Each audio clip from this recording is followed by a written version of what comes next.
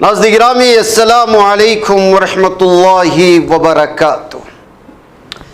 सीधी बात के खुसूसी बात में आप लोगों का इस्तकबाल है। नाज़रीन गिरामी, सियासत वो लौंडी है जो किसी की नहीं होती, न किसी की वफादार होती है और न किसी के पास बहुत दिनों तक रहती है। वो मतलब परस्त है, वो खुद परस्त है, वो शोहरत चाहती है, फिर आपको धोखा दे करके चली जाती है। आलम इस्लाम कहें या मुस्लिम ममालिक की सियासत या मुसलमानों की बर्बादी 1400 साल पहले की कहानी या 1400 साल बाद की, इस्लाम आने के बाद की या पहले की, हमारी मुस्लिम आबादियाँ, मुस्लिम कंट्रीज़, मुस्लिम ममलिकतें तबाह ताराज होने की, बर्बाद होने की एक ही वजह है, या तो उनके अंदर सही तौर पर सियासी सूझबूझ नहीं थी। जो कुछ अच्छे सियासी हुक्मरान थे, अच्छे अदल इंसाफ वाले बादशाह थे, उनके आसपास में मुनाफिकों की, गद्दारों की एक बहुत बड़ी कतार थी, जिसके चलते वो कुछ साल अच्छी हुकूमतें करते, फिर अपने अंदरूनी सतह की साजिशों का और अपने अंदर ही लोगों के घर के भेदियों की वजह से वो सारी लंका जो है वो ख़त्म हो जाती। ये कहानी रुकी नहीं है, इसका सिलसिला लगातार जारी है। आज भी 2026 में आलमी सतह की सियासत में देख लें, ईरान को अंदरूनी सतह पर खोखला करने वाला वो अंदर के गद्दार थे। वो लीबिया, इराक़, शाम और मुख्तलिफ ममालिक में अंदरूनी सतह पर खाना जंगी को बढ़ावा देने वाले इस्लाम के नाम लेवाई थे, लेकिन दुश्मनों की गोद में बैठ कर के साजिशें कर रहे थे, जिसके चलते अपने ही मुल्क को तबाह ताराज करने के ज़ामिन बने। वो फ़िलिस्तीन की बात कहें, गाज़ा की कहें, ईरान की कहें, यही सिलसिला चल निकलता है एशियन ममालिक में। यहाँ पर भी वो ममालिक जो ममालिक अपने आप को मुस्लिम ममालिक कहते हैं, इनके अंदरूनी सतह की खाना जंगी देखिए। अपने ही वो लोग होते हैं जो मस्जिदों में जाकर के बम रख देते हैं, कोई खानकाहों में रख देते हैं, कोई दरगाहों में रख देते हैं, कोई बाज़ारों में रख देते हैं और नाम देते हैं मसलक का। और फिर यही सिलसिला चलता चलता चलता भारत तक जब आ जाते हैं, यहाँ भी वही सूरत हाल है। आप जो है नेशनल सतह की पॉलिटिक्स देखेंगे तो यहाँ पर भी मुसलमानों के जो है वो वोट बैंक माना जाता है।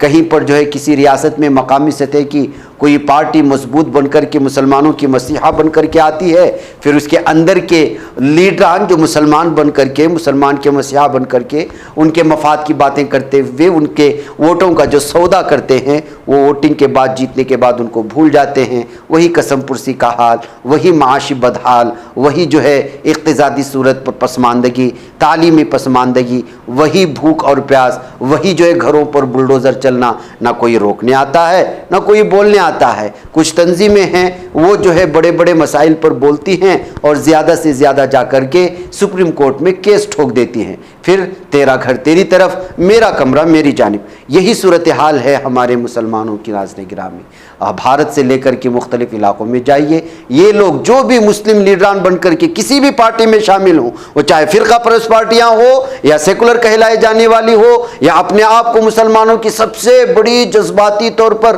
करीब मानने वाली हो, सबका एक ही सिलसिला है।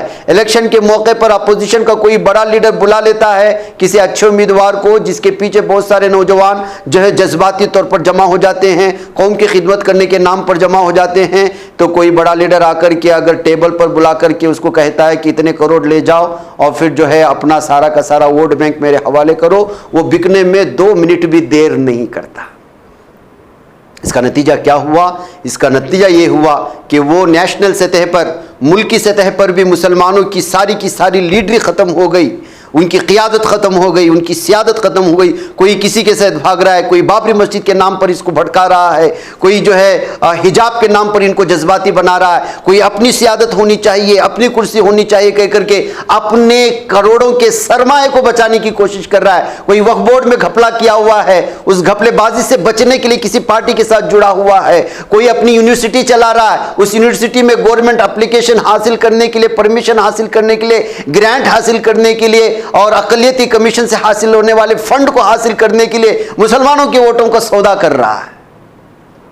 और यह हकीकत है। आज अगर कर्नाटक में कांग्रेस में मुसलमान लीडरों में एक दूसरे पर कीचड़ उछाल करके ये कहना कि ये साबित करने की जो कोशिश हो रही कि नहीं, मैं ही कौम का मफाद हूं, तुम्हारी मफाद परस्ती, दिखाओ तुमने कौम के लिए क्या किया। जितने भी लोग प्रेस कॉन्फ्रेंस कर रहे हैं, एक दूसरे पर कीचड़ उछाल रहे हैं, कौम के लिए क्या किया है आप खोल करके बता दो। आपने रास्ते बनाए तो सबों के लिए बनाए, आपने अगर ड्रेनेज का मामला हल किया तो सबों के लिए किया, उसमें मुसलमानों के लिए क्या है? सबके साथ, सब भी रास्ते पे चल रहे हैं, ड्रेनेज का इस्तेमाल सब लोग कर रहे हैं, रास्ते कुशादा हो रहे तो सब इस्तेमाल में कर रहे हैं। मुसलमानों के खालिस मसाइल पर कौन बोल रहा है? कोई तो दिखाए।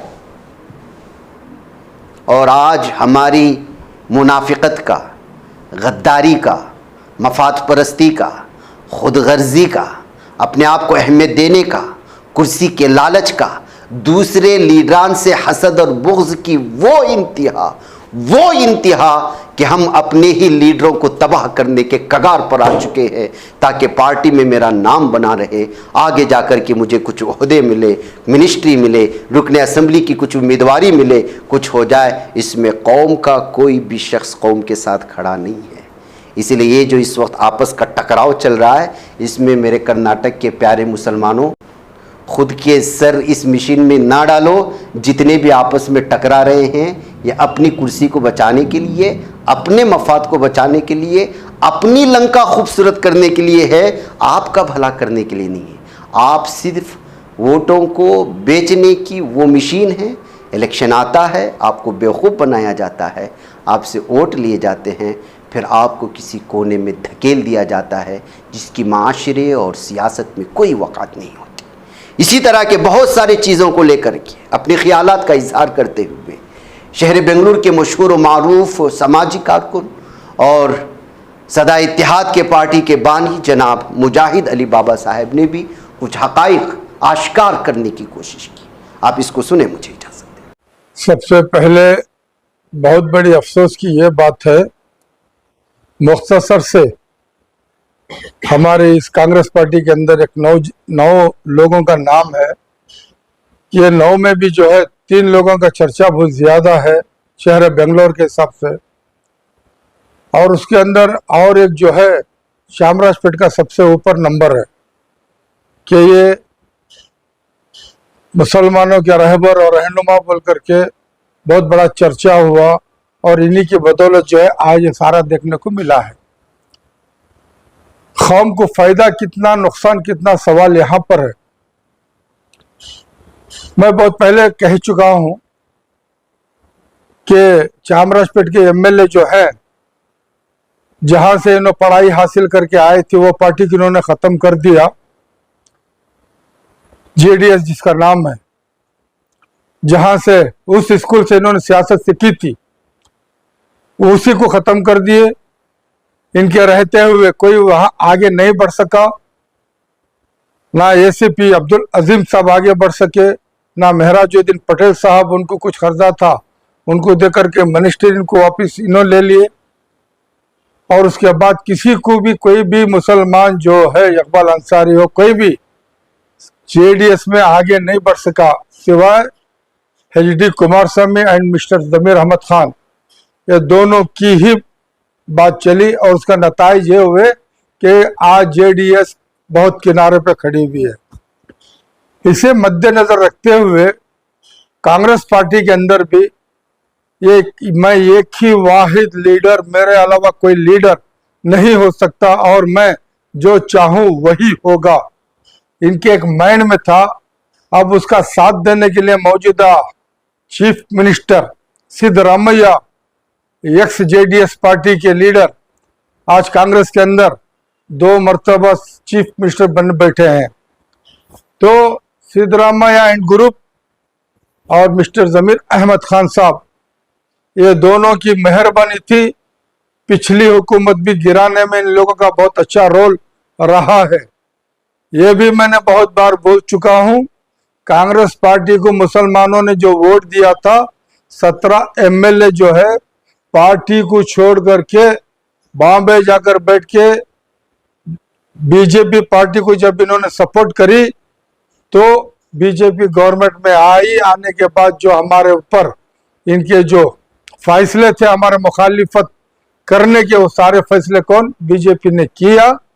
उसके बाद जो है फिर कांग्रेस को तमाम मुसलमान एक होकर के वोट दिए, ना कि किसी लीडर के लिए दिए, ना ही किसी की बातों में आकर के दिए। नताइज क्या हुआ? ये सारा आने के बाद सिर्फ एक ही नाम को सब लोग आगे लेकर के चलते रहे कि ये जहां भी जाएंगे मुसलमान जीत जाएंगे, ये मुसलमानों के चेहरा है, मुसलमानों के लीडर है। ठीक है, सब लोग मानते भी रहे। यहां तक अभी मौजूदा हज कमेटी के अंदर भी इनका जो रोल रहा है, बराए नाम रहीम खान, वो हज चेयरमैन रहे, हज मिनिस्टर रहे, और पूरी हुकूमत मिस्टर जमीर अहमद खान की रही। और senior leader MLC Naseer Ahmed Khan, वो भी इन्हीं के ताबे, जब्बार भी इन्हीं के ताबे। औकाफ के अंदर जो इन्होंने ज्यादती की है, वो एक तरह से शाफी सादी जिस तरह वो नाजायज तरीके से इस्तेमाल किया इनको, और ये हुए अनवर बादशाह, लाल जब्बार, ये जितने भी लोगों को जो इन्होंने अपने करीब रख करके अपने आप को इन्होंने सब कुछ दिखाने की कोशिश करी, उसका नतीजा आज ये है कि हमें दावनगिरी के अंदर देखने को मिला। बहुत सारी रिपोर्टें हैं, कई लोग बोलते हैं एसडीपी को फंडिंग इन्होंने करी, कई अपोजिशन लीडरों को, जो आजाद उम्मीदवारों को इन्होंने सपोर्ट किया, कांग्रेस की मुखालिफत इन्होंने करी क्योंकि इनकी बात नहीं माने इस वजह से। इससे पहले वीडियो में मैंने कहा था कि भाई देखो, अगर आप पहले भी मर्तबा कह के मेरी बात ना सुनो तो मैं रिजाइन कर दूंगा। अब पिछली बार भी आपका यही वादा रहा, अगर वाकई आप मुसलमानों की शान अगर इज्जत रखते तो उसी वक्त आप रिजाइन दे देते, तब पार्टी को ऑटोमेटिक जो है इनकी बात मानना पड़ता था। लेकिन इन्होंने वो भी काम नहीं किया, और बार बार जो है इनके इस कहने से किसको फायदा हुआ? मुसलमानों की ही तो तौहीन हुई। अब जो दावनगिरी के अंदर मिस्टर सलीम अहमद और रिजवान अरशद, उनके भी बोल एक तरह से जो है इधर उधर हो गए। आज उन्हीं बातों को लेकर के ना जाने कई वीडियोस आ रहे हैं, उनकी मुखालिफत में कई लोग इल्जाम उठा रहे हैं, और ये देखने को मिल रहा है कि मुसलमानों में कोई काबिलियत आज के वक्त में है नहीं। मुझे ये समझ में आता है, जिस तरह जेडीएस में मुसलमानों का विखार खत्म हुआ, उसी तरह कांग्रेस पार्टी में भी मुसलमानों का विखार और औकात खत्म होने वाली नजर आ रही है, क्योंकि ऐसा कोई काबिल लीडर आज इस पार्टी में नजर नहीं आ रहा है। हाँ, एक इंसान था बार बार मैं जिसका नाम लेता था, आज उसको स्पीकर बना के बिठा दिए, यूटी खादर को। उनके अंदर एक ऐसी सलाहियत थी कि सबको लेकर के चलते, सबके रहनुमाई करते, लेकिन कांग्रेस पार्टी स्पीकर बनाकर उनको थप्पे के लिए बिठा दिया। अब उसके अलावा जिधर भी आप देखो, किस किस को देखेंगे? कनीज फातिमा उनको देखेंगे, या रहीम खान को देखेंगे, या पठान को देखेंगे, या वो बेलगाम का जो एमएलए है क्या उसको देखेंगे, नहीं, या तनवीर सेठ को देखेंगे, या यहाँ के 3 लीडरों को देखेंगे। किसको देखेंगे? यहाँ पर मुसलमान सारे खत्म, सिर्फ एक ही नाम था। आज वो एक ही नाम की वजह से पूरी पार्टी में खलबली मची हुई है। अगर, क्योंकि मैं जानता हूं इनके कारनामे, जेडीएस को अगर इन्होंने पहली मर्तबा कुमार स्वामी को हिम्मत दे करके सारे एमएलए को लेकर गोवा को ना जाते, ना वो बीजेपी में आते, ना मुसलमानों का बुरा होता। उसके बाद उनकी दुश्मनी में फिर दोबारा इन्होंने सिद्धरामैया के साथ मिलकर हुकूमत को गिरा दिए, जब चीफ मिनिस्टर एचडी कुमार स्वामी था। नुकसान किसका हुआ? हमारा। मामले किसके चल रहे हैं? इनके आपस के। अपने अपने मुफाद के लिए इस कौम को जिस तरह नुकसान इन लोगों ने पहुंचा रहे हैं, इसके जिम्मेदार सिर्फ और सिर्फ ये आज के जो सियासी रहनुमा जो नामवर है, यही जिम्मेदार है। इसीलिए बार बार मैं बोलता था इस कौम को, अपने फैसले खुद लिया करो। और इनकी जो वफादारी करने वाले उलमा, उनके मुंह में आज जबान नहीं है, वरना कल का दिन इन्होंने बहुत बोल रहे थे, आज किसी के मुंह में जबान नहीं है, इसलिए कभी उलमा का भी नाम मजबूरी में लेना पड़ता है, कभी हमारे जैसे पीर बाबा यहाँ आगे पीछे रहते हैं नींबू नारल वाले, उनका भी नाम लेना पड़ता है, कभी वो शाफी मसलक से अबू बकर मुस्लियार साहब को दिखा दिखा करके खेल खेलते हैं, उनका भी नाम मजबूरी में लेना पड़ता है। लेकिन क्या करे, लेकिन हमारी कौम कहाँ पर है ये कोई नहीं बता रहा। सब अपने फायदे के लिए अपना अपना काम इस्तेमाल करते हैं, अपना अपना नाम इस्तेमाल करते हैं। जिस तरह सीएम इब्राहिम सिंह के जाफर शरीफ को बर्बाद किया, आज तक कोई मुसलमान लीडर उस काबिल नहीं बना। यही मक्कारी में रोशन को तबाह करके बिठा दिए। तो कौम को कहीं ना कहीं कांग्रेस इस्तेमाल कर रही है या ना कांग्रेस की औकात है हमें इस्तेमाल करने की, ना जेडीएस की इस्तेमाल है, ना बीजेपी की ताकत है। हमें हमारे ही लोगों ने हमें गुमराह कर रहे हैं, समझे ना, चाहे वो उजले कपड़ों की शक्ल में हो, चाहे सियासी नाम की शक्ल में हो। इस कौम को बर्बादी ये लोग कर रहे हैं। इसीलिए बार बार मैं कौम की बात करता हूं ताकि आप अपने पैरों पे खड़े हो जाओ। कोई चर्चा है क्या दलितों में? जितने भी लीडर्स थे कांग्रेस में थे, फिर कांग्रेस दूसरे लीडर को कहीं ना कहीं प्लेटफॉर्म देने के लिए पुराने लीडर को खत्म की, ऐसा लगता है बाबा जी, ये कहाँ तक सही? ये मैंने बहुत बार बोल चुका हूं। पार्लियामेंट में किस तरह हमारे लोगों को इन्होंने खत्म किया, असेंबली में कांग्रेस पार्टी ने किस कदर खत्म किया, कॉर्पोरेशन में जिस तरह से इन्होंने खत्म किया, कई बार बोल चुका हूं। और जहां मुसलमान आजादी जीतता था वहां रिजर्व इन्होंने कर दिया, कई बार बोल चुका हूं। श्रीनगर में करने वाले अपने ही लोग थे, इस तरह का कहना। क्या करने वाले थे? श्रीनगर रिजर्व करने वाले लोग अपने ही थे। हाँ, वो अपने नहीं थे, वो उनको पैदा हुए थे, उनके पैदा हुए उनकी वफादारी करते हैं। तुम्हारे कांग्रेस में क्या आरएसएस और बीजेपी से मिलकर के नहीं है क्या? जिसका मैं नाम ले रहा हूं, क्या इनका रिश्ता हर्षोक एंड बीजेपी लीडरों से नहीं है क्या? जो बार बार बोल रहे थे समीर अहमद खान बोल के, उनका रिश्ता नहीं है क्या? बिजनेस नहीं है, रिश्ता नहीं है, कौन हमारा है? हमारा कौन है? अवामी शऊर और नई लीडरशिप डेवलपमेंट करने के लिए क्या लायामत तैयार किया जा सकता? इसीलिए इंशाअल्लाह 2 साल हमारे पास वक्त है, दौरा होगा, अच्छे पढ़े लिखे काबिल जो कौम का दर्द और अल्लाह से डरने वालों को चुनेंगे, उनको लाने की कोशिश करेंगे इंशाअल्लाह। आने के बाद फिर इसी तरह का ये करते हैं। वो हराम का लुत्फा पार्टी के वफादार हो गए। जिस तरह अभी रिजवान अरशद और सलीम अहमद अपनी वफादारी दिखा रहे हैं, इसी तरह की वफादारी अगर कोकिलो लेआउट में दिखा देते, उसी वक्त इस्तीफा दे देते, तो आज कहीं ना कहीं लीडर कौन के मैं तभी तो बोला, जो हरामी है वो खून उधर ही जाता है, जो हलाली है चुनेंगे कैसा? हाँ, अरे हमें अल्लाह दूसरों को देखेंगे क्या, इन्हीं के पीछे जाए क्या? यही पैदा हुए। अच्छा, पार्टी कांग्रेस को ही चुनेंगे या फिर कोई नहीं? वो बात की बात है, वक्त के ऊपर बात होगी। नहीं, पार्टी इसका पूछने का मतलब, और हम मुसलमान कम्युनिटी कांग्रेस पर ही एतमाद करें या सेकेंड लाइन लीडरशिप? हाँ, अब आए देखो, सेकेंड लीडरशिप के लिए भी काबिल इंसानों को खुददारी पर खड़ा करके जिताने की ताकत पैदा करो, पार्टी को बाजू करो, तुम अपने दम पे खड़े होने की कोशिश करो, यही मेरा कहना है। कितने लोग आजाद पार्लियामेंट जीतते हैं, कितने लोग आजाद एमएलए जीतते हैं, क्या हमारी औकात नहीं है कि हम खड़ के आजाद जीते? क्या इन लुल्लुओं का हम सपोर्ट लें? हाँ, ये कौन हमारे माई बाप है? कांग्रेस हो, जेडीएस हो, बीजेपी हो, कौन है ये? हमारे ही बल पे ये जीते हैं और हमारे लोग ही हमें कमजोर करते हैं, इसीलिए फिर नाम लेना पड़ता है। ये उलमा भी जो कुछ पैसों की बदौलत उनकी सपोर्ट करते हैं, मजबूरी लेना पड़ता है मुझे। रिजवान अरशद का बयान आया था कि किसी की हैसियत नहीं कांग्रेस के अलावा पाकिस्तान में जाने, असेंबली में जाने। तो क्या है, नशा चढ़ गया था उसे बेचारे को, क्या करे, अभी उम्र छोटी है। क्या नशा उतारेंगे सदा इत्तेहाद किसी? नहीं, सदा इत्तेहाद में कौम की बात हो रही है, सदा कुछ पहल होगी तो ये पहली तो हो रही है, अब क्या हो रही है? इससे अच्छी पहल होना है क्या? हम तो जाकर गले पट्टी नहीं पकड़ सकते, ना गाली खड़ के दे सकते, आवाम के सामने बात ला रहे हैं। जिस तरह हमने दावनगरे में कहा था, देखिए आप यहाँ रहने वाले, आप समझ कर सोच करके वोट कीजिए, जो भी लोग यहाँ पर आ रहे वापस चले जाएंगे, कल को तकलीफ होगी तो कोई इनमें से नहीं आएगा, आप अपना सोच के काम करो, ये मैंने कहा था। आज भी मेरी कौम से यही गुजारिश, हमें अपना सोचना है।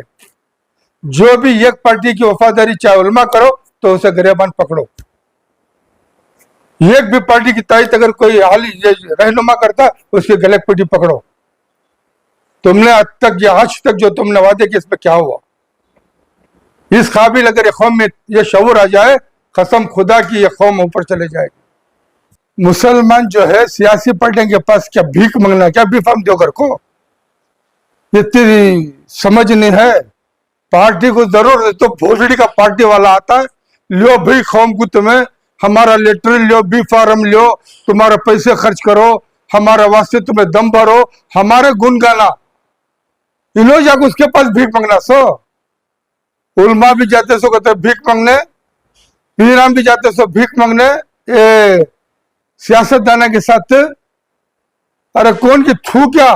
ये गेरू कपड़ा वाला जाकर पूछता क्या बीफाम दो हमारे आदमी को कर को? है शर्म आया नहीं इनको? कहां तक के कौम को बदनाम कर को दलील कर रही है ना सब। कोई सी भी पार्टी अगर मुसलमान काबिल है तो आग उनका देना फोड़ बेफाम। लेकिन हमारे लोग कहीं ना कहीं उनकी दर पर जाके भीख मांग रहे हैं। यही तो मैं बोल रहा हूँ, यही तो हमारी कौम की बेइज्जती, यही तो हम जलील हो रहे हैं, इसी का तो फायदा वो उठा रहे हैं। इनमें कोई सलाहियत भी नहीं, इन लोग भीख मंगे समझ रहे, मुसलमानों को भीख मंगे समझ रहे। कुछ लीडर उनके मातहत आज भी चल रहे हैं। लीडर ही नहीं सब, मैं क्या बताया, उलमा पीर फकीर आजकल के नींबू नारल वाले और ये जो सियासतदान बन के बैठे हुए हैं, ये जाके पुजारियों के पास झुकते मेरे, फिर भी कलमा को बोलते मुनाफिक काफिर है सब लोग। इसीलिए हरामी और हलाली का लफ्ज इस्तेमाल करता हूं। पुजारियों के पास जाके बुत परस्ती करके उनके माथे टेकने वाले क्या मुसलमान हुए? इस्लाम में है इसकी इजाजत? क्यों नहीं ये मुफ्ती रोकते, क्यों ये उलमा नहीं रोकती इन अल्फाज को? फतवा दे सकते ना कि तुम लोग काफिर हो गए। मंदिरों में जाना ठीक है, बैठना ठीक है, लेकिन पूरी भक्ति में उतरना गलत है। ये तो भक्ति में उतरते हैं। ये कोई यही तो कमजोरी इस कौम की हो गई। बी फार्म के लिए हम लोग जाना, पार्टी खुद हमारे पास दौड़ती हुई आए कि भाई हमारा बी फार्म लेकर के हमारी पार्टी को जिताओ, कामयाब करो। ऐसा हो सकता है क्या? क्यों नहीं हो सकता? क्यों नहीं हो सकता? ऐसा लीडरशिप भी बनाना जरूरी है ना। क्यों नहीं हो सकता? क्या पहल? तुम्हारी काबिलियत है तो खुद ब खुद आएंगे, तुम्हारी काबिलियत खत्म है तो तुम्हें खुद भागना पड़ता है। दावणगेरे बाई इलेक्शन में जब कौम के साथ इस तरह गद्दारी हुई, वो क्या अफवाहें आई, तो कोई वो उनके फायदे के लिए ना, लेकिन आवाज तो उठनी चाहिए थी उसके बाद में भी। उनके फायदे के लिए आवाज उठी है। उसी जगह खामोश बैठते हैं। भाई ये आवाज डालते हैं, ये मुसलमान जीतने की सीट है भाई, कांग्रेस ये पार्टी गौर करो, तुम्हें किसी जिसको चाहे उसको बिफाम देकर के जिता के खुद लाओ, क्योंकि ये मुसलमानों की जगह है। इतना बोल के खामोश बैठ जाते। मांगने की क्या जरूरत थी? ऑर्डर करते कि भाई मुसलमानों की जगह है, ऑर्डर करते। कांग्रेस पार्टी जो दावणगेरे बाई इलेक्शन में जो माइनॉरिटी लीडर्स काम नहीं किए उन पर एक्शन ली, लेकिन मुसलमानों के मसलों पर आज तक एक्शन क्यों नहीं ली? कि कहाँ कमजोरी, लीडरों की या हमारे? सबकी कमजोरी। मैं बता ना, तुम्हारा में काबिलियत ही नहीं तुम्हारी कौम में। भीख मांगोगे क्या देंगे? भीख मांगने वाले हो। कौन किससे उम्मीद रखना चाहिए? तभी तो बोल रहा हूँ भाई, अपने आप सोचो समझो आगे बढ़ो, इंशाल्लाह कुछ करेंगे। अल्लाह अगर जिंदगी रखा तो जरूर दिमाग में कुछ है, जरूर करेंगे। कांग्रेस में जो 2 टीम हुए मुसलमान कांग्रेस यानी पूरी सियासत में है। आज तुम्हारा बंगाल के अंदर 1000 करोड़ रुपए लेकर के खमीर, मैं तभी बोला 35-36 साल के बाद इसे वो भी बंगाली में बाबरी मस्जिद याद आई। ये कुछ खेल है। अगर उसकी माँ की औलाद होता तो उसी टाइम करता। यहाँ पर भाई क्या हुआ, 1000 करोड़ क्या बोलता है? मुसलमानों को बेवकूफ बनाना आसान है, वही चल तो हर जगह चल रही है। वहां बेखुमेर है तो यहाँ बेखुमेर है। सब अपने अपने फायदे के लिए कौम को तबाह कर रहे हैं। बस ये बात कह रहा हूं कि कौम समझे, मेरे अल्फाज कड़वे हैं, बुरे लगते हैं, मगर सोचो तो बहुत अच्छे लगते हैं।